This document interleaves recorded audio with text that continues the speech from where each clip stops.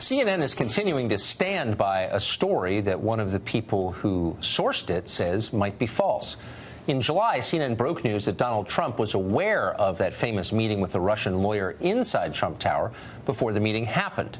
This would be potentially significant. Lanny Davis, the lawyer representing Michael Cohen, says he was the source for that story. And then he admitted he doesn't really know if it's true. He can't back it up. CNN says it has other sources for the story, though it hasn't revealed who they might be. Last night on this show, journalist Glenn Greenwald explained CNN's reticence to backtrack on an obviously false story. I find it to be, and obviously this is a high bar, one of the most humiliating and scandalous moments in the entire media behavior of the Trump-Russia saga. And they don't want to admit that they lied to the world, so they can't retract the story, and they can't admit they lied, so they're just continuing to stick to what everybody knows is a lie, but not many people care because people think, a lot of people anyway, that it was done for the right political agenda. Alan Dershowitz is an emeritus professor of law at Harvard Law School. He's the author of The Case Against Impeaching Trump, and he joins us tonight. Professor, thank you for coming on. So watching this CNN saga, and by the way, lots of news organizations get stories wrong. I've gotten stories wrong. My complaint is really, first, that they're not telling us what happened, but more than that, would it be significant if the story were true? In other words, if the president knew this meeting with this Russian lawyer was about to take place, should any of us care? Does that matter? Is that illegal? Is it unethical? Well, it's certainly not illegal. The president's certainly entitled to know about a meeting between his son and somebody who wanted to give him dirt on a candidate or who wanted to talk to him about maybe changing rules involving sanctions. Those are all perfectly proper meetings. But CNN is in a box. I want to put the best possible light on it. Let's assume it has one or two other sources in addition to Lanny Davis, who did the right thing by coming forward and acknowledging that his story, he doesn't have any support for his story. But they can't reveal their sources. And I have two suggestions for them. Number one, that they tell us the nature of the sources without telling us the names. Are they eyewitnesses? Is it a hearsay source?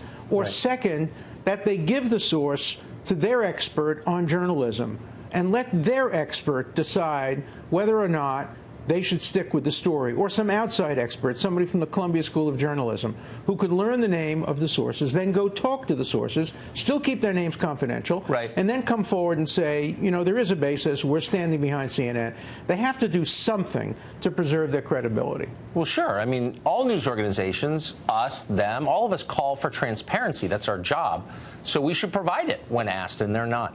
So you wrote a piece recently that reminded me, anyway, that you're not, I know that you have been typecast as a Trump defender, but you're not a Trump defender. You're a liberal.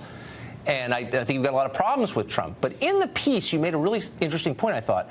You said that our system of checks and balances is out of whack because of the independent prosecutor and his investigation. Tell us what you meant. That's absolutely right. Look, everybody's checking everybody else under the kind of Madisonian system of checks and balances that has served us so well. The courts are striking down executive orders, sometimes upholding them. Yes. The president's checking Congress. Congress, particularly if the Democrats get control, will check the presidency. But who's guarding the guardians? Who is overseeing the special counsel or other overzealous prosecutors? The courts aren't doing it.